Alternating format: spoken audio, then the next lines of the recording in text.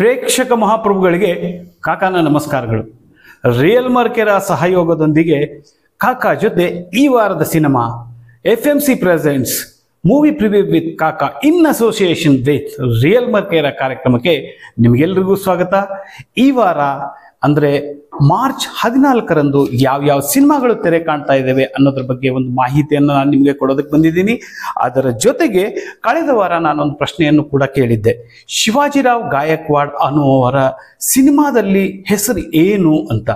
ಅದರ ಜೊತೆಗೆ ಈ ವಾರ ಪವರ್ ಸ್ಟಾರ್ ಪುನೀತ್ ಅವರ ಹುಟ್ಟುಹಬ್ಬ ಕೂಡ ನಡೀತಾ ಇದೆ. ಆ ಪ್ರಯುಕ್ತ ಹಲವಾರು ಸಿನಿಮಾಗಳು ಕೂಡ ಈ ಬಾರಿ ತೆರೆ ಕಾಣ್ತಾ ಇದ್ದಾವೆ. ಅವೆಲ್ಲದರ ಬಗ್ಗೆ ಒಂದು ಮಾಹಿತಿಯನ್ನು ನೋಡೋಣ. ಈಗ ಮೊಟ್ಟ ಮೊದಲನೇದಾಗಿ ಈ ವಾರ ಎಷ್ಟೆಷ್ಟು ಸಿನಿಮಾಗಳು ತೆರೆ ಕಾಣ್ತಾ ಇದ್ದಾವೆ ಅನ್ನೋದ್ರ ಬಗ್ಗೆ ಒಂದು ಮಾಹಿತಿಯನ್ನು ನೀಡುತ್ತೀನಿ. ಮೊದಲು ಕನ್ನಡದಲ್ಲಿ 4 ಸಿನಿಮಾಗಳು ತೆರೆ ಕಾಣ್ತಾ ಇದ್ದಾವೆ. ಹಿಂದಿನಲ್ಲಿ 4 ಸಿನಿಮಾ, ತಮಿಳಲ್ಲಿ 10 ಸಿನಿಮಾ, ತೆಲುಗುಲ್ಲಿ 5, ಮಲಯಾಳಂನಲ್ಲಿ 4 ಹಾಗೂ ಇಂಗ್ಲಿಷಲ್ಲಿ 3 ಸಿನಿಮಾಗಳು, ಒಟ್ಟು 30 ಸಿನಿಮಾಗಳು ಈ ಬಾರಿ ತೆರೆ ಕಾಣ್ತಾ ಇದೆ. ಹೆಚ್ಚು ಸಿಂಹ ಪಾಲು ಈ ಬಾರಿ ತಮಿಳು ಸಿನಿಮಾಗಳದ್ದು. 10 ಸಿನಿಮಾಗಳು ಈ ಬಾರಿ ತೆರೆ ಕಾಣ್ತಾ ಇದ್ದಾವೆ. ಬನ್ನಿ ಒಂದೊಂದಾಗಿ ಯಾವ ಸಿನಿಮಾಗಳು ತೆರೆ ಕಾಣ್ತಾ ಇದ್ದಾವೆ ಅನ್ನೋದ್ರ ಬಗ್ಗೆ ನಾವು ತಿಳಿದುಕೊಳ್ಳೋಣ. ಈ ಬಾರಿ ಅಂದರೆ 17ನೇ ಮಾರ್ಚು ಪವರ್ ಸ್ಟಾರ್ ಪುನೀತ್ ಅವರ ಹುಟ್ಟುಹಬ್ಬ. ಅದರ ಪ್ರಯುಕ್ತ ಹಲವಾರು ಸಿನಿಮಾಗಳು ಕೂಡ ಈ ಬಾರಿ ತೆರೆ ಕಾಣ್ತಾ ಇರೋದು ಅವರಿಗೆ ಡೆಡಿಕೇಟೆಡ್ ಆಗಿ ಮಾಡ್ತಾ ಇದ್ದಾರೆ. ಯಾಕೆ ನಾವು ಪವರ್ ಸ್ಟಾರ್ ಪುನೀತ್ ಅವರನ್ನ ನೆನೆಸ್ಕೋಬೇಕು ಅನ್ನೋದನ್ನ ನಾವೆಲ್ಲರೂ ಅಷ್ಟೇ ಅಲ್ಲ, ಇಡೀ ಚಿತ್ರತಂಡದ ಎಲ್ಲರೂ ಕೂಡ ತುಂಬ ನೆನಪಿಸ್ಕೊಳ್ಳೇಬೇಕು. ಅವರ ಒಂದು ನಡೆ ನುಡಿ, ಚಿತ್ರರಂಗದಲ್ಲಿ ಅವರ ಒಂದು ಡೆಡಿಕೇಶನ್ ತುಂಬ ಮಹತ್ವದ್ದು. ಅದರಿಂದ ಪಾಠ ಕಲಿಯೋದು ನಮ್ಮೆಲ್ಲರಿಗೂ ತುಂಬ ಇದೆ. ಅದಕ್ಕೋಸ್ಕರನೇ ಪವರ್ ಸ್ಟಾರ್ ಪುನೀತ್ ಅಷ್ಟೊಂದು ಜನಪ್ರಿಯತೆಯನ್ನು ಗಳಿಸಿದ್ರು. ಇವತ್ತು ನಾವು ನೋಡ್ತಾ ಇದ್ದೀವಿ, ಹಲವಾರು ಚಿತ್ರತಂಡಗಳಲ್ಲಿ ಚಿತ್ರತಂಡ ತನ್ನ ಶೂಟಿಂಗನ್ನು ಶುರು ಮಾಡುವಾಗ ಹಲವಾರು ನಾಯಕ ನಟರಾಗಿರ್ಬೋದು ಅಥವಾ ಇತರೆ ನಟರಾಗಿರ್ಬೋದು ಈ ಒಂದು ಸೆಟ್ಗಳಿಗೆ ಲೇಟಾಗಿ ಬರ್ತಾರೆ. ಆದರೆ ಯಾವತ್ತೂ ಕೂಡ ಪುನೀತ್ ರಾಜ್ಕುಮಾರ್ ಆ ಒಂದು ವ್ಯವಸ್ಥೆಯನ್ನು ಎಷ್ಟು ಅಚ್ಚುಕಟ್ಟಾಗಿ ನಿರ್ವಹಿಸಿದ್ರು ಅಂದರೆ, ಅವರು ಸಮಯಕ್ಕೆ ಮುಂಚೆ ಬಂದು ಈ ಒಂದು ಶೂಟಿಂಗ್ನಲ್ಲಿ ಪಾಲ್ಗೊಳ್ತಾ ಇದ್ರು. ಅವರೊಬ್ಬರೇ ಅಲ್ಲ, ಶಿವರಾಜ್ ಕುಮಾರ್ ಕೂಡ ಹಾಗೆ ನಮ್ಮ ಡಾಕ್ಟರ್ ರಾಜ್ಕುಮಾರ್ ಕೂಡ ಹಾಗೆ. ಆ ಒಂದು ವಿಷಯವನ್ನ ಈಗಿನ ಚಿತ್ರತಂಡದ ಎಲ್ಲ ಅಭಿನಯಿಸುತ್ತಿರುವ ಪಾತ್ರಧಾರಿಗಳು ಅದನ್ನು ಅಳವಡಿಸ್ಕೊಂಡ್ರೆ ತುಂಬ ಒಳ್ಳೆಯದು, ಚಿತ್ರತಂಡಕ್ಕೂ ತುಂಬ ಒಳ್ಳೆಯದು. ಯಾಕೆಂದರೆ ನಮ್ಮ ಈ ಚಾರ್ಲಿ ಚಾಪ್ಲಿನ್ ಅವರು ಒಂದು ಮಾತು ಹೇಳ್ತಾರೆ ಈ ಆಸ್ಕರ್ ಅವಾರ್ಡ್ ತಗೊಳ್ಳುವಾಗ, ಟೈಮ್ ಈಸ್ ಎನಿಮಿ ಅಂತ. ಹೌದು, ಡೆಫಿನೆಟ್ಲಿ ಈ ಒಂದು ಚಿತ್ರರಂಗದಲ್ಲಿ ಚಿತ್ರತಂಡದಲ್ಲಿ ಶೂಟಿಂಗ್ ಮಾಡುವಾಗ ಟೈಮ್ ತುಂಬ ಮುಖ್ಯವಾದಂತಹ ಒಂದು ಪಾತ್ರವನ್ನು ವಹಿಸ್ತದೆ. ಆ ಟೈಮಿಗೆ ಅಂದರೆ ವೇಳೆಗೆ ಸರಿಯಾಗಿ ಇವರು ಸಿನಿಮಾ ಮಂದಿರಗಳಲ್ಲಿ ನಾವು ಸಿನಿಮಾ ನೋಡಬಹುದು, ಆದರೆ ಚಿತ್ರತಂಡ ಶೂಟಿಂಗ್ ಮಾಡುವಾಗ ಆ ಒಂದು ಸಮಯಕ್ಕೆ ಹಾಜರಾಗೋದು ತುಂಬ ಮಹತ್ವದ ಸಂಗತಿ. ಅದೊಂದೇ ಅಲ್ಲ, ಪುನೀತ್ ರಾಜ್ಕುಮಾರ್ ಅವರ ಬಗ್ಗೆ ಹೇಳಬೇಕು ಅಂದರೆ ಸಾಕಷ್ಟು ಸಾಮಾಜಿಕ ಕೆಲಸಗಳನ್ನು ಮಾಡಿದ್ದಾರೆ. ಅವರ ನಟನೆ ಬಗ್ಗೆ ನಾವು ಮಾತನಾಡೋ ಹಾಗೆ ಇಲ್ಲ, ಅಷ್ಟು ಉತ್ತಮವಾಗಿ ಅವರು ಅಭಿನಯಿಸಿದ್ದಾರೆ. ಪಾತ್ರಕ್ಕೆ ಜೀವ ತುಂಬುತ್ತಾರೆ. ಅಂತಹ ಒಂದು ಒಳ್ಳೆಯ ನಟ ಈಗ ನಮ್ಮ ಮುಂದೆ ಇಲ್ಲ. ತುಂಬ ಚಿಕ್ಕ ವಯಸ್ಸಿನಲ್ಲೇ ನಾವು ಅವರನ್ನು ಕಳೆದುಕೊಂಡಿದ್ದೀವಿ. ಆದರೂ ಕೂಡ ಅವರು ಎಲ್ಲ ಪ್ರೇಕ್ಷಕರ ಎದೆಯಲ್ಲಿ ಅಂದರೆ ಹೃದಯದಲ್ಲಿ ನೆಲೆಸಿದ್ದಾರೆ. ಯಾಕೆ ಅಂತ ಹೇಳಿದ್ರೆ ಅವರ ಒಂದು ವ್ಯಕ್ತಿತ್ವ. ಆ ಒಂದು ವ್ಯಕ್ತಿತ್ವಕ್ಕೆ ಇವತ್ತು ಚಿತ್ರತಂಡ ಒಂದೇ ಅಲ್ಲ, ಪ್ರೇಕ್ಷಕ ಮಹಾಪ್ರಭುಗಳು ಕೂಡ ತಲೆಬಾಗ್ತಾ ಇದ್ದಾರೆ. ಹೀಗಾಗಿ ಈ ವಾರ ಅವರ ಹುಟ್ಟುಹಬ್ಬದ ಪ್ರಯುಕ್ತ ಹಲವಾರು ಸಿನಿಮಾಗಳು ತೆರೆ ಕಾಣ್ತಾ ಇದ್ದಾವೆ. ಅವ್ಯಾವ್ಯಾವುದು ಅಂತ ಒಂದೊಂದಾಗಿ ನೋಡ್ತಾ ಬರೋಣ. ಮೊದಲನೇದಾಗಿ ಅಪ್ಪು ಅನ್ನುವಂತಹ ಒಂದು ರೊಮ್ಯಾಂಟಿಕ್ ಆಕ್ಷನ್ ಸಿನಿಮಾ. ಅಪ್ಪು ಅನ್ನೋದು ಈ ಡಾಕ್ಟರ್ ರಾಜ್ಕುಮಾರ್ ಅವರ ಒಂದು ಕನಸಿನ ಮಾತು. ಯಾಕೆ ಅಂತ ಹೇಳ್ತೀನಿ. ಇದರಲ್ಲಿ ಬಾಲನಟನಾಗಿ ಈ ಒಂದು ತೆರೆಗೆ ಪಾದಾರ್ಪಣೆ ಮಾಡಿದಂತಹ ಪುನೀತ್ ರಾಜ್ಕುಮಾರ್ ಅವರು ಮೊಟ್ಟ ಮೊದಲ ಬಾರಿ ನಾಯಕನಾಗಿ ನಟಿಸಿದಂತಹ ಒಂದು ಚಿತ್ರ ಇದು ಅಪ್ಪು. ನೀವು ಬಹಳಷ್ಟು ಜನ ಈ ಸಿನಿಮಾವನ್ನು ನೋಡಿದ್ದೀರಿ, ಹರಸಿದ್ದೀರಿ, ಇದನ್ನ ಯಶಸ್ವಿಯಾಗುವ ಹಾಗೆ ಮಾಡಿದ್ದೀರಿ. ಇದರಲ್ಲಿ ಹಾಡುಗಳಂತೂ ಇವತ್ತು ಕೂಡ ಜನರು ಗುಣಗುಡ್ತಾ ಇರ್ತಾರೆ.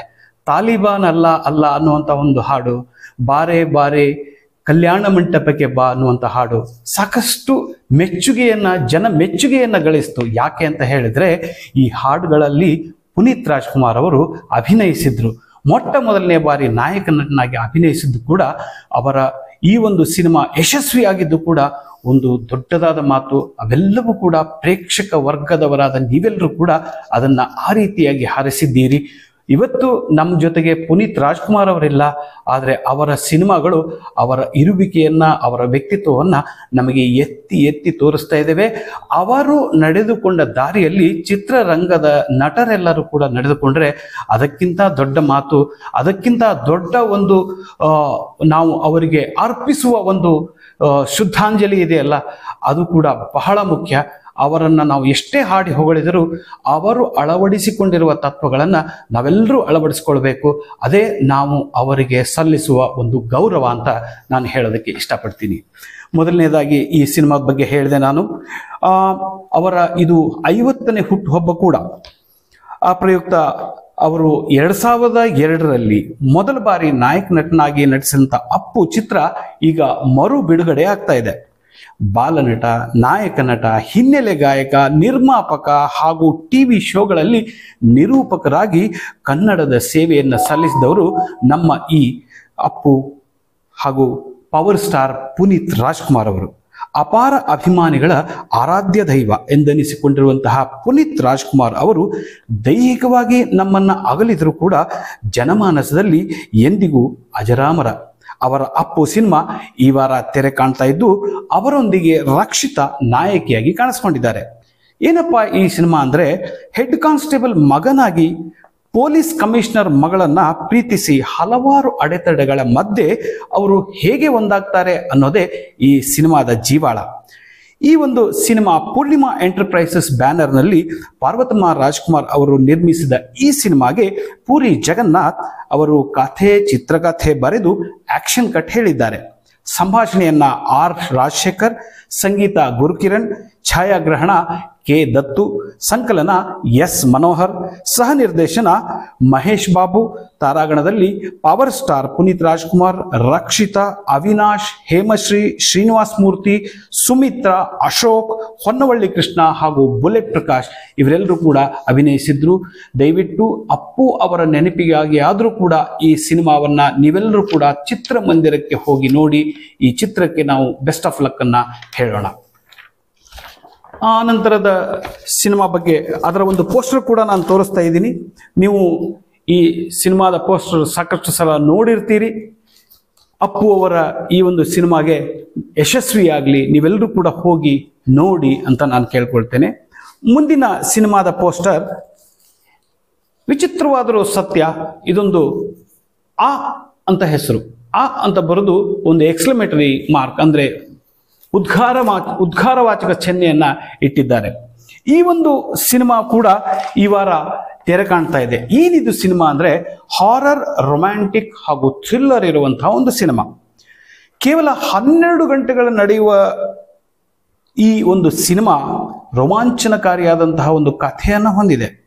ಹೊಸ ಅಪಾರ್ಟ್ಮೆಂಟ್ಗೆ ಆಗಮಿಸಿದ ಯುವ ಜೋಡಿ ಅಲ್ಲಿ ಭಯಾನಕ ಅಲೌಕಿಕ ಘಟನೆಗಳನ್ನ ಎದುರಿಸ್ತಾರೆ. ಅವರು ಅಲ್ಲಿಂದ ಪಾರಾದ್ರೆ ಅನಿರೀಕ್ಷಿತ ತಿರುವುಗಳ ಕಥಾ ಹೊಂದಿರದ ಈ ಸಿನಿಮಾ ಪ್ರತಿ ಕ್ಷಣವೂ ಪ್ರೇಕ್ಷಕರನ್ನ ಸೀಟಿನ ತುದಿಯಲ್ಲಿ ಕುಳಿತು ನೋಡುವಂತೆ ಮಾಡ್ತದೆ. ಪ್ರೇಕ್ಷಕರ ಯೋಚನೆಗಳಿಗೆ ಸವಾಲು ಕೂಡ ಒಡ್ಡುತ್ತದೆ. ಇದೊಂದು ಸತ್ಯ ಘಟನೆಯಿಂದ ಪ್ರೇರಿತವಾದ ಕಥೆ ಎನ್ನುತ್ತೆ ಚಿತ್ರತಂಡ. ಹಾಡುಗಳು ಈಗಾಗಲೇ ಸೋಷಿಯಲ್ ಮೀಡಿಯಾದಲ್ಲಿ ಸದ್ದು ಮಾಡ್ತಾ ಇದ್ದಾವೆ. ಚಂದ್ರಶೇಖರ್ SL ಅವರ ರಚನೆಯ ಈ ಸಿನಿಮಾಗೆ ಶ್ರೀನಿವಾಸ್ ರಾಮನಗರ ಅವರು ಛಾಯಾಗ್ರಹಣ ಮಾಡಿ ಆಕ್ಷನ್ ಕಟ್ ಹೇಳಿದ್ದಾರೆ. ಜೊತೆಗೆ ಇದರಲ್ಲಿ ನಿರ್ಮಾಣದಲ್ಲೂ ಕೂಡ ಅವರು ಕೈ ಜೋಡಿಸಿದ್ದಾರೆ. ಯಶೋಗಿರಿ ಚಿತ್ರಾಲಯ ಬ್ಯಾನರ್ನಡಿ ಜಿ ಶ್ರೀನಿವಾಸ್ ರಾಮನಗರ ಹಾಗೂ ಚಂದ್ರಶೇಖರ್ SL ಹಾಗೂ ಅಂಬರೀಶ್ ಗೌಡ ಅವರು ಈ ಸಿನಿಮಾದ ನಿರ್ಮಾಣದ ಹೊಣೆಯನ್ನ ಹೊತ್ತಿದ್ದಾರೆ. ಸಂಕಲನದಲ್ಲಿ ಆರ್ ರವಿಚಂದ್ರನ್, ಸಂಗೀತ ಪ್ರೇಮ್ ಕುಮಾರ್ ಶಿವಪೆರಮನ್, ತಾರಾಗಣದಲ್ಲಿ ಶ್ರೀಜಿತ್, ಅಮಿತ್ ಸದಾಶಿವ ಕುಲಾಲ್, ಪಲ್ಲವಿ ಗೌಡ, ಬಿಗ್ ಬಾಸ್ ಖ್ಯಾತಿಯ ಅನುಷಾ ರೈ ಹಾಗೂ ಯಮುನಾ ಶ್ರೀನಿಧಿ, ಅಂಬರೀಶ್ ಗೌಡ, ರಾಜಗೋಪಾಲ್ ಜೋಶಿ, ಅರವಿಂದ್ ರಾವ್, ಸ್ಪಂದನಾ ರಾವ್ ಹಾಗೂ ಅಶ್ವಿನಿ ಹಾಸನ್ ಈ ಸಿನಿಮಾದಲ್ಲಿ ಅಭಿನಯಿಸಿದ್ದಾರೆ. ನಾವು ಈ ಸಿನಿಮಾ ಕೂಡ ಯಶಸ್ವಿಯಾಗಲಿ ಅಂತ FMC ವತಿಯಿಂದ ಹಾರೈಸ್ತೇವೆ. ದಯವಿಟ್ಟು ಈ ಸಿನಿಮಾವನ್ನು ಕೂಡ ನೀವು ಚಿತ್ರಮಂದಿರಕ್ಕೆ ಹೋಗಿ ನೋಡಬೇಕು ಅಂತ ಮತ್ತೊಮ್ಮೆ ಕೇಳ್ಕೊಳ್ತೇನೆ. ಇನ್ನು ಮುಂದಿನ ಸಿನಿಮಾಗೆ ನಾವು ಹೋಗೋದಾದ್ರೆ, ಈ ಸಿನಿಮಾದ ಪೋಸ್ಟರ್ ಈ ರೀತಿಯಾಗಿದೆ. ಮೈಲಾಪುರ ಅಂತ ಇದರಲ್ಲಿ ಕೂಡ ಅವರು ಈ ಪುನೀತ್ ರಾಜ್ಕುಮಾರ್ ಅವರ ಫೋಟೋಗಳನ್ನು ಹಾಕಿದ್ದಾರೆ. ಯಾಕೆ ಅಂತ ನಾನು ಹೇಳ್ತೀನಿ ನಿಮಗೆ. ಏನಿದು ಸಿನಿಮಾ? ಇದೊಂದು ಹಾರರ್ ಥ್ರಿಲ್ಲರ್ ಸಿನಿಮಾ. ಈ ಸಿನಿಮಾದ ನಿರ್ದೇಶಕರು ಪುನೀತ್ ರಾಜ್ಕುಮಾರ್ ಅವರ ಕಟ್ಟ ಅಭಿಮಾನಿ. ಹೀಗಾಗಿ ಅವರ ಧ್ವನಿಯಿಂದಲೇ ಈ ಒಂದು ಸಿನಿಮಾ ಆರಂಭವಾಗುತ್ತೆ ಅಂತ ಕೂಡ ಹೇಳಿದ್ದಾರೆ. ಏನಿದೆ ಹಾಗಾದ್ರೆ ಈ ಸಿನಿಮಾದಲ್ಲಿ ಅಂತ ನೋಡೋದಾದ್ರೆ, ಇದೊಂದು ರಿಯಾಲಿಟಿ ಶೋ ಬೇಸ್ಡ್ ಸಿನಿಮಾ. ಒಂದಿಷ್ಟು ಅಭ್ಯರ್ಥಿಗಳು ರಿಯಾಲಿಟಿ ಶೋಗಾಗಿ ಹೋಗ್ತಾರೆ. ಅಲ್ಲಿ ಹಲವಾರು ಅಹಿತಕರ ಘಟನೆಗಳು, ಕೊಲೆಗಳು ನಡೀತವೆ. ಈ ಕೊಲೆಗಳ ಹಿಂದಿನ ಕಾರಣ ಏನು, ಸಾವಿರಾರು ಕೋಟಿಯ ಒಡತಿ ಯಾರು, ಹೀಗೆ ಹಲವು ಮಿಸ್ಟರಿಗಳ ಮಧ್ಯದಲ್ಲಿ ಈ ರಿಯಾಲಿಟಿ ಶೋ ಗತಿ ಏನಾಯಿತು ಎಂಬ ಹಲವು ಕುತೂಹಲಗಳ ಮಧ್ಯೆ ಈ ಒಂದು ಸಿನಿಮಾ ಸಾಗ್ತದೆ. ರೀಲೋಡ್ ಎಂಟರ್ಟೈನ್ಮೆಂಟ್ ಅಡಿಯಲ್ಲಿ ಈ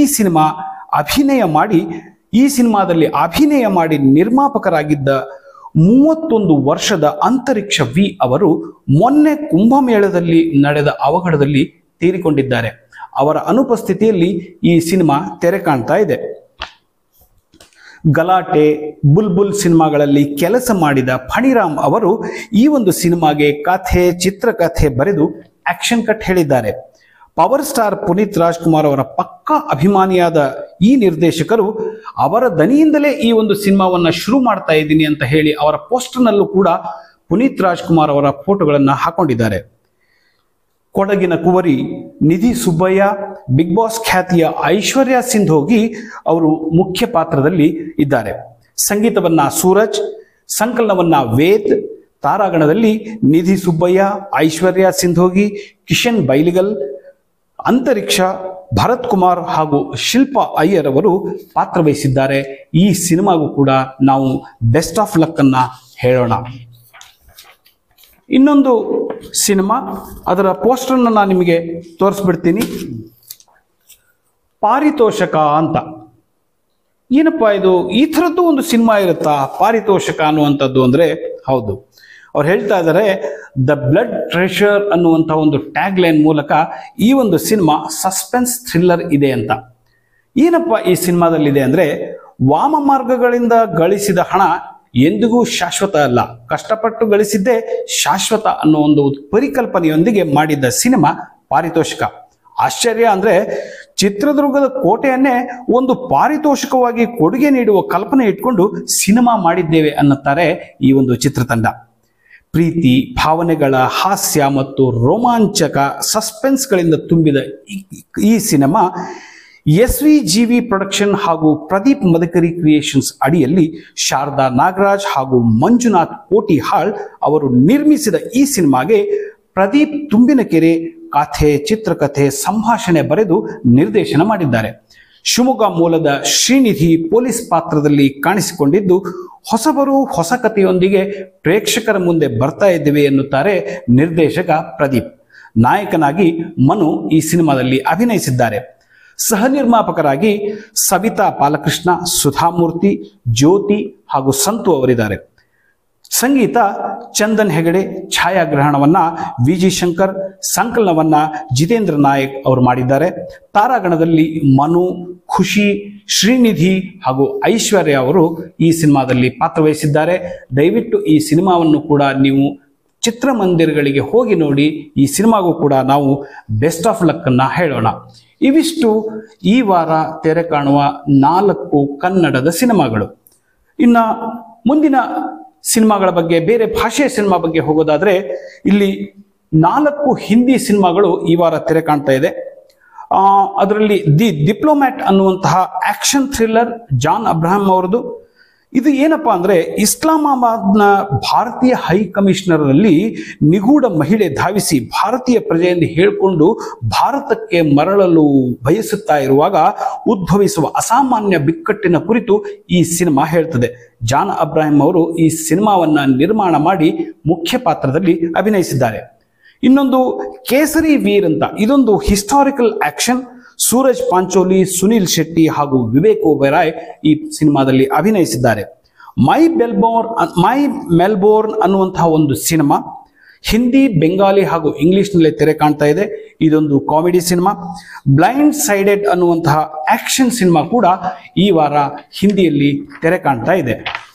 ಇನ್ನು ಮುಂದಿನ ಸಿನಿಮಾಗಳಿಗೆ ಹೋಗೋದಾದ್ರೆ ತಮಿಳು ಸಿನಿಮಾಗಳು ಒಟ್ಟು 10 ಸಿನಿಮಾಗಳು ಇಲ್ಲಿ ತೆರೆ ಕಾಣ್ತಾ ಇದ್ದಾವೆ. ಡೆಕ್ಸ್ಟರ್ ಅನ್ನುವಂತಹ ಒಂದು ಸಿನಿಮಾ ತಮಿಳು ಹಾಗೂ ಮಲಯಾಳಂನಲ್ಲಿ, ಇದೊಂದು ಸಸ್ಪೆನ್ಸ್ ಥ್ರಿಲ್ಲರ್. ಕುಟ್ರಂ ಕುರ್ರೈ ಅನ್ನುವಂತಹ ಸಿನಿಮಾ ರಾಬರ್ ಅನ್ನುವಂತಹ ಕ್ರೈಮ್ ಥ್ರಿಲ್ಲರ್. ಕೊಂಜಂ ಕಾದಲ್ ಕೊಂಜಂ ಮೋದಲ್ ಅನ್ನುವಂತಹ comedy romantic cinema. SBM 1 the fast ಅನ್ನುವಂತಹ ಆಕ್ಷನ್ ಸಿನಿಮಾ. ವರುಣನ್ ಅನ್ನುವಂತಹ action cinema. Madan Kodai visa ಅನ್ನುವಂತಹ thriller cinema.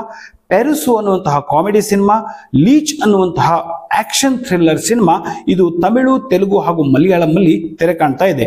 Officer on duty ಅನ್ನುವಂತಹ ಕ್ರೈಮ್ ಥ್ರಿಲ್ಲರ್ ಸಿನಿಮಾ. ಒಟ್ಟು 10 ತಮಿಳು ಸಿನಿಮಾಗಳು ಈ ವಾರ ತೆರೆ ಕಾಣ್ತಾ ಇದ್ದಾವೆ. ಇನ್ನು ತೆಲುಗು ಸಿನಿಮಾಗಳನ್ನು ನೋಡೋದಾದ್ರೆ ಒಟ್ಟು 5 ಸಿನಿಮಾಗಳು ತೆರೆ ಕಾಣ್ತಾ ಇದ್ದಾವೆ. ದಿಲ್ರುಬಾ ಅನ್ನುವಂತಹ ರೊಮ್ಯಾಂಟಿಕ್ ಸಿನಿಮಾ. ರಾಕ್ಷಸ ಅನ್ನುವಂತಹ ಥ್ರಿಲ್ಲರ್ ಸಿನಿಮಾ. ಇಲ್ಲಿ ಒಂದು ವಿಷಯವನ್ನ ನಾನು ಹೇಳ್ತೀನಿ. ಕನ್ನಡದಲ್ಲಿ ಒಂದು ರಾಕ್ಷಸ ಅನ್ನುವಂತಹ ಪ್ರಜ್ವಲ್ ದೇವರಾಜ್ ಅವರ ಸಿನಿಮಾ ಬಂದಿತ್ತು, ಅದು ತೆಲುಗುನಲ್ಲೂ ಕೂಡ ರಿಲೀಸ್ ಆಗಿದೆ. ಇದು ಕೂಡ ರಾಕ್ಷಸ ಅನ್ನುವಂತಹ ಸಿನಿಮಾ, ಅದು ಇದು ಒಂದೇನಾ ಅಂತ ನಿಮಗೆ ಒಂದು ಅನುಮಾನ ಬರ್ಬೋದು. ಖಂಡಿತ ಅದು ಬೇರೆ, ಇದು ಬೇರೆ. ಇದಕ್ಕೂ ಆ ಸಿನಿಮಾಕ್ಕೂ ಸಂಬಂಧವಿಲ್ಲ, ಹೆಸರು ಮಾತ್ರ ಒಂದೇ ತರ ಇದೆ. ಅದು ರಾಕ್ಷಸ, ಇದು ರಾಕ್ಷಸ. ಆಮೇಲೆ ಕೋರ್ಟ್ ಸ್ಟೇಟ್ ವರ್ಸಸ್ ನೋಬಡಿ ಅನ್ನುವಂತಹ ಒಂದು ಥ್ರಿಲ್ಲರ್ ಸಿನಿಮಾ. ಲ್ಯಾಂಪ್ ಅನ್ನುವಂತಹ ತೆಲುಗು ಸಿನಿಮಾ. ಆಮೇಲೆ 1000 ವಾಲಾ ಅನ್ನುವಂತಹ ಒಂದು ತೆಲುಗು ಸಿನಿಮಾ ಕೂಡ ಈ ವಾರ ತೆರೆ ಕಾಣ್ತಾ ಇದ್ದಾವೆ. ಒಟ್ಟು 5 ಸಿನಿಮಾಗಳು ತೆರೆ ಕಾಣ್ತಾ ಇದ್ದಾವೆ. ಮಲಯಾಳಂ ಸಿನಿಮಾಗಳು 4. ದಿ ವೈಟಿಂಗ್ ಲಿಸ್ಟ್ ಆನ್ ಆಂಟಿಡಾಟ್ ಅನ್ನುವಂತಹ ಆಕ್ಷನ್ ಸಿನಿಮಾ. ಅರಣ್ಯಂ ಅನ್ನುವಂತಹ ಡಿವೋಷನಲ್ ಡ್ರಾಮಾ ಹಾಗೂ ದಾಸಟ್ಟಂಟೈ ಸೈಕಲ್ ಅನ್ನುವಂತಹ ಒಂದು ಕಾಮಿಡಿ ಹಾಗೂ ಕಾದಕಂ ಅನ್ನುವಂತಹ ಒಂದು ಥ್ರಿಲ್ಲರ್ ಸಿನಿಮಾ ಕೂಡ ಈ ವಾರ ತೆರೆ ಕಾಣ್ತಾ ಇದಾವೆ. ಇನ್ನು ಇಂಗ್ಲಿಷ್ ಸಿನಿಮಾಗಳು 3 ಸಿನಿಮಾಗಳು ತೆರೆ ಕಾಣ್ತಾ ಇದಾವೆ. The day the earth blew up, a Looney Tunes movie ಅನ್ನುವಂತಹ ಅಡ್ವೆಂಚರ್, ಅನಿಮೇಷನ್, ಕಾಮಿಡಿ ಹಾಗೂ family cinema. In the lost lands ಅನ್ನುವಂತಹ action, adventurous and fantasy cinema. Novocaine ಅನ್ನುವಂತಹ ಆಕ್ಷನ್, ಕಾಮಿಡಿ, ಥ್ರಿಲ್ಲರ್ ಸಿನಿಮಾ. ಒಟ್ಟು 3 ಇಂಗ್ಲಿಷ್ ಸಿನಿಮಾಗಳು ಈ ವಾರ ಕರ್ನಾಟಕದಲ್ಲಿ ತೆರೆ ಕಾಣ್ತಾ ಇದ್ದಾವೆ. ಒಟ್ಟು ಇಲ್ಲಿಯವರೆಗೆ 30 ಸಿನಿಮಾಗಳು ನಾವು ವಿವರಗಳನ್ನು ನೀಡಿದ್ದೇವೆ. ಇವೆಲ್ಲವೂ ಕೂಡ ಈ ವಾರ ಅಂದ್ರೆ ಮಾರ್ಚ್ 14ರಂದು ತೆರೆ ಕಾಣ್ತಾ ಇದ್ದಾವೆ. ಎಲ್ಲ ಸಿನಿಮಾಗಳಿಗೂ ಯಶಸ್ವಿಯಾಗಲಿ ಅಂತ FMC ವತಿಯಿಂದ ನಾನು ಹಾರೈಸ್ತೇನೆ. ನೀವೆಲ್ಲರೂ ಕೂಡ ಮತ್ತೊಮ್ಮೆ ಕೇಳಿಕೊಳ್ಳೋದು, ಸಿನಿಮಾ ಮಂದಿರಗಳಿಗೆ ಹೋಗಿ ಸಿನಿಮಾವನ್ನು ನೋಡಿ ಅಂತ. ಇನ್ನೊಂದು ರೋಚಕ ಘಟ್ಟ, ನೀವೆಲ್ಲರೂ ಕಾಯ್ತಾ ಇರುವಂಥದ್ದು. ಬಹಳಷ್ಟು ಜನ ನನಗೆ ತಮ್ಮ ಅನಿಸಿಕೆಗಳನ್ನ ಕರೆ ಮಾಡಿ ಕೂಡ ತಿಳಿಸಿದ್ದಾರೆ, ತುಂಬಾ ವಿಷಯವನ್ನ ಚೆನ್ನಾಗಿ ಹೇಳ್ತೀರಿ ಅಂತ. ಆ ವಿಷಯಕ್ಕೆ ನಾನು ಬರ್ತಾ ಇದ್ದೀನಿ. ನಾನೊಂದು ಕಳೆದ ವಾರ ಒಂದು ಪ್ರಶ್ನೆಯನ್ನ ಕೇಳಿದ್ದೆ. ಭಾರತೀಯ ಚಿತ್ರರಂಗದಲ್ಲಿ ಸೂಪರ್ ಸ್ಟಾರ್ ಆಗಿರುವವರ ಒಬ್ಬರ ಮೂಲ ಹೆಸರು ಶಿವಾಜಿರಾವ್ ಗಾಯಕ್ವಾಡ್ ಅಂತ. ಹಾಗಾದ್ರೆ ಸಿನಿಮಾ ರಂಗದಲ್ಲಿ ಪ್ರಚಲಿತದಲ್ಲಿರುವ ಅವರ ಹೆಸರು ಏನು ಅಂತ ಉತ್ತರ ಹೀಗಿದೆ. ನಾನು ಒಂದೊಂದಾಗಿ ಹೇಳ್ತಾ ಹೋಗ್ತೀನಿ, ನೀವು ಅದನ್ನ ಊಹೆ ಮಾಡ್ಕೋಬಹುದು. ಅವರು ಬೆಂಗಳೂರಲ್ಲಿ ತಮ್ಮ ವೃತ್ತಿ ಜೀವನವನ್ನ ಅಂದ್ರೆ 1970ರಲ್ಲಿ BTS ನಲ್ಲಿ ರೂಟ್ ನಂಬರ್ 10A ನ ಕಂಡಕ್ಟರ್ ಆಗುವ ಮೂಲಕ ಆರಂಭ ಮಾಡಿದ್ರು. ಈ ಬಸ್ಸು ಮೆಜೆಸ್ಟಿಕ್ನಿಂದ ಶ್ರೀನಗರದ ಮಧ್ಯೆ ಸಂಚರಿಸ್ತಾ ಇತ್ತು. ಏನಾದ್ರೂ ನಿಮಗೆ ಒಂದು ಹಿಂಟು ಗೊತ್ತಾಗಿರ್ಬೋದು ಅನ್ಕೊಳ್ತೀನಿ. ಅಷ್ಟೇ ಅಲ್ಲ, ಇನ್ನೊಂದು ಹೆಸರು ಹೇಳ್ತೀನಿ ಕೇಳಿ. ರಾವ್ ಬಹದ್ದೂರ್ ಅನ್ನೋರು ಆ ಬಸ್ಸಿನ ಡ್ರೈವರ್ ಕೂಡ ಆಗಿದ್ರು. ಇವತ್ತು ಕೂಡ ಅವರು ಈ ಸೂಪರ್ ಸ್ಟಾರ್ನ ತುಂಬಾ ಒಳ್ಳೆಯ ಸ್ನೇಹಿತ ಕೂಡ ಹೌದು. ಅವರು ಇನ್ನು ಮುಂದುವರೆದು ನಾನು ಹೇಳ್ತಾ ಇದ್ದೀನಿ. ಅವರು 1975ರಲ್ಲಿ ಪುಟ್ಟಣ್ಣ ಕಣಗಾಲ್ ನಿರ್ದೇಶನದ ಕಥಾ ಸಂಗಮ ಎಂಬ ಕನ್ನಡ ಸಿನಿಮಾ ಮೂಲಕ ಚಿತ್ರರಂಗಕ್ಕೆ ಪಾದಾರ್ಪಣೆ ಮಾಡಿದ್ರು. ಬಹುಶಃ ಈಗಲೂ ಒಂಚೂರು ಗೊತ್ತಾಗಿರ್ಬೋದು ಅಂತ ಅನ್ಕೊಳ್ತೀನಿ. ಈಗ ಅವರು ಸೂಪರ್ ಸ್ಟಾರ್ ಪಟ್ಟವನ್ನ ಅಲಂಕರಿಸಿದ್ದಾರೆ. ಅವರ ಹೆಸರು ನನ್ ಅದರ್ ದ್ಯಾನ್ ರಜನಿಕಾಂತ್. ಹೌದು, ಈ ಒಂದು ಈ ಹಲವಾರು ಸಿನಿಮಾಗಳನ್ನು ನಮಗೆ ಯಶಸ್ವಿ ಸಿನಿಮಾಗಳನ್ನು ಕೊಟ್ಟಿದ್ದಾರೆ. ರಜನಿಕಾಂತ್ ಅಂದ ತಕ್ಷಣನೇ ನಮಗೆ ನೆನಪಾಗೋದು ಒಂದು ಆಕ್ಷನ್. ಅವರ ಒಂದು ಈ ಸಿಗರೇಟನ್ನು ಬಾಯಿಗೆ ಇಟ್ಕೊಳ್ಳೋದಿರ್ಬೋದು, ಅಥವಾ ಹಲವಾರು ವಿವಿಧವಾದಂತಹ ಒಂದು ಕನ್ನಡಕವನ್ನು ಹಾಕಿಕೊಳ್ಳೋದಿರ್ಬೋದು, ಇವೆಲ್ಲವೂ ಕೂಡ ಒಂದು ಲೆಜೆಂಡ್. ಅದನ್ನ ಸಾಕಷ್ಟು ಜನ ಅನುಕರಣೆ ಕೂಡ ಮಾಡ್ತಾ ಇದ್ದಾರೆ. ಹಲವಾರು ಕಡೆ ಈ ರಜನಿಕಾಂತ್ ಜೋಕ್ಸ್ ಅಂತಾನೆ ಸುಮಾರು ಬರ್ತಾ ಇದಾವೆ, ಅಂದ್ರೆ ಅಸಾಧ್ಯವಾದದನ್ನ ಸಾಧಿಸುವಂತ ಒಬ್ಬ ಮನುಷ್ಯ ಅನ್ನುವಂತ ಒಂದು ವಿಷಯದಲ್ಲಿ. ಹಾಗಾದ್ರೆ ಈ ರಜನಿಕಾಂತ್ನ ಹೆಸರು ಯಾಕೆ ಅವ್ರಿಗೆ ಬಂತು? ಯಾಕೆಂದ್ರೆ ಅವ್ರ ಹೆಸರು ಇರೋದು ಶಿವಾಜಿರಾವ್ ಗಾಯಕ್ವಾಡ್. ಯಾಕೆ ರಜನಿಕಾಂತ್ ಆಯ್ತು ಅಂದ್ರೆ ಅದಕ್ಕೂ ಕೂಡ ಒಂದು ಸಣ್ಣ ಕಥೆ ಇದೆ. ಏನಂದ್ರೆ ಕೆ ಬಾಲಚಂದ್ರ ಅವರು ಈ ಹೆಸರನ್ನ ಮೊಟ್ಟ ಮೊದಲು ಅವರಿಗೆ ಸೂಚನೆ ಮಾಡಿದ್ರು. ಯಾಕೆ ಅಂದ್ರೆ ಈ ಕೆ ಬಾಲಚಂದರ್ ಅವರ ಒಂದು ಸಿನಿಮಾ ಮೇಜರ್ ಚಂದ್ರಕಾಂತದಲ್ಲಿ BM ರಾಜನ್ ಅವರು ಅಭಿನಯಿಸಿದ ಪಾತ್ರದ ಹೆಸರು ರಜನಿಕಾಂತ್ ಅಂತ ಇತ್ತು. ಅದರಲ್ಲಿ ರಜನಿಕಾಂತ್ ಈಗ ಮಾಡ್ತಾ ಇರುವಂತಹ ಎಲ್ಲ ಅಭಿನಯವನ್ನ ಅವರು ಆ ಸಮಯದಲ್ಲಿ ಮಾಡ್ತಾ ಇದ್ರಂತೆ. ಹೀಗಾಗಿ ರಜನಿಕಾಂತ್ ಒಂದು ವಿಶಿಷ್ಟ ವ್ಯಕ್ತಿ ಅನ್ನುವಂಥ ಒಂದು ವಿಷಯವನ್ನ ಅವರು ಇಟ್ಕೊಂಡು ಈ ಒಂದು ರಜನಿಕಾಂತ್ ಹೆಸರನ್ನ ಶಿವಾಜಿರಾವ್ ಅನ್ನುವಂತಹ ಅವರಿಗೆ ಇಟ್ಟಿದ್ರು. ಈಗ ಅವರು ನಮ್ಮ ಸೂಪರ್ ಸ್ಟಾರ್, ತಮಿಳಿನಲ್ಲಿ ಇರ್ಬೋದು, ಕನ್ನಡದಲ್ಲಿ ಇರ್ಬೋದು, ಬಾಲಿವುಡ್ನಲ್ಲಿ ಇರ್ಬೋದು, ಎಲ್ಲರೂ ಕೂಡ ಜಗತ್ತಿನಲ್ಲಿ ಎಲ್ಲರೂ ಕೂಡ ಅವರ ನಟನೆಯನ್ನ ತುಂಬಾ ಜನ ಮೆಚ್ಕೊಳ್ತಾರೆ. ಹೀಗಾಗಿ ನಾವು ಅವರ ಒಂದು ಮೂಲ ಹೆಸರನ್ನು ಕೂಡ ನಾನು ನಿಮಗೆ ಹೇಳಿದ್ದೇನೆ. ಅದರ ನಂತರ ಈ ವಾರ ಯಾವ ಪ್ರಶ್ನೆ ಅಂತ, ಈ ವಾರದ ಪ್ರಶ್ನೆ ಏನಂದ್ರೆ, ಕನ್ನಡದ ಮೊಟ್ಟ ಮೊದಲ ಟಾಕಿ ಸಿನಿಮಾ ಯಾವುದು? ಟಾಕಿ ಅಂದ್ರೆ ವಾಕ್ಚಿತ್ರ. ಮುಂಚೆ ಎಲ್ಲ ಮೂಕಾಭಿನಯದ ಚಿತ್ರಗಳು ಬರ್ತಾ ಇತ್ತು, ಮಾತುಗಳು ಬಂದದ್ದು ಈ ಒಂದು ಸಿನಿಮಾ. ಅದರಲ್ಲಿ ಕನ್ನಡದ ಮೊಟ್ಟ ಮೊದಲ ಸಿನಿಮಾ ಯಾವುದು ಅಂತ ಇಷ್ಟೆಲ್ಲ ವಿಷಯಗಳನ್ನ ನಾನು ನಿಮಗೆ ತಿಳಿಸಿದ್ದೇನೆ. ಈ ಒಂದು ಪ್ರಶ್ನೆಗೆ ಉತ್ತರವನ್ನ ನೀವು ಕಾಮೆಂಟ್ ಮೂಲಕ ತಿಳಿಸಿ. ಇಲ್ಲಿಯವರೆಗೆ ನಮ್ಮ ಎಲ್ಲ ಕಾರ್ಯಕ್ರಮಗಳನ್ನು, ಇವತ್ತು ಇದು 21ನೇ ಎಪಿಸೋಡ್ ಆಗಿದೆ. ಸಾಕಷ್ಟು ಜನ ನಮ್ಮ ಈ ಕಾರ್ಯಕ್ರಮವನ್ನು ನೋಡಿದ್ದೀರಿ, ಹರಸಿದ್ದೀರಿ, ಹಾಗೂ ಲೈಕ್ ಕೂಡ ಮಾಡಿದ್ದೀರಿ. ಇನ್ನೂ ಹೆಚ್ಚು ಹೆಚ್ಚು ನಿಮ್ಮ ಹರಕೆ ನಮಗೆ ಬೇಕಾಗಿದೆ. ಹಾರೈಸಿ ಈ ಒಂದು ಕಾರ್ಯಕ್ರಮವನ್ನು ಬೆಂಬಲಿಸಿ ಅಂತ ನಾನು ಕೇಳ್ಕೊಳ್ತಾ ಇದ್ದೀನಿ. ಚಿತ್ರರಂಗದವರು ಕೂಡ, ಚಿತ್ರ ತಂಡದವರು ಕೂಡ ತಮ್ಮ ಸಿನಿಮಾಗಳು ರಿಲೀಸ್ ಆಗಬೇಕಾದ್ರೆ ಈ ನಮ್ಮ FMCಗೆ ಕರೆ ಮಾಡಿ ವಿಷಯವನ್ನ ತಿಳಿಸಿ, ನಾವು ಕೂಡ ಅವರ ಸಿನಿಮಾವನ್ನ ಜನರಿಗೆ ತಲುಪಿಸುವ ಕೆಲಸವನ್ನ ನಾವು ಮಾಡ್ತೇವೆ. ಇದು ಕೂಡ ಉಚಿತವಾಗಿ. ಹೀಗಾಗಿ ನಾವು ಈ ಒಂದು ಕಾರ್ಯಕ್ರಮವನ್ನ ಮಾಡ್ತಾ ಇರೋದೇ ನಿಮ್ಮೆಲ್ಲರಿಗೂ ಕೂಡ ಪ್ರತಿ ವಾರ ಯಾವ್ಯಾವ ಸಿನಿಮಾ ತೆರೆ ಕಾಣ್ತಾ ಇದ್ದಾವೆ ಅನ್ನೋದರ ಬಗ್ಗೆ ಮಾಹಿತಿಯನ್ನ ನೀಡೋದು, ಹಾಗೂ ಸಿನಿಮಾದ ಬಗ್ಗೆ ಒಂದು ಕುತೂಹಲವನ್ನ ನಿಮಗೆ ಮೂಡಿಸೋದು ಅಂತ. ಮತ್ತೆ ನಾನು ಮುಂದಿನ ವಾರ ನಿಮ್ಮ ಜೊತೆಗೆ ಮುಂದಿನ ಬುಧವಾರ ಸಂಜೆ ಬರ್ತೀನಿ. ಅಲ್ಲಿಯವರೆಗೆ ನಮಸ್ಕಾರ.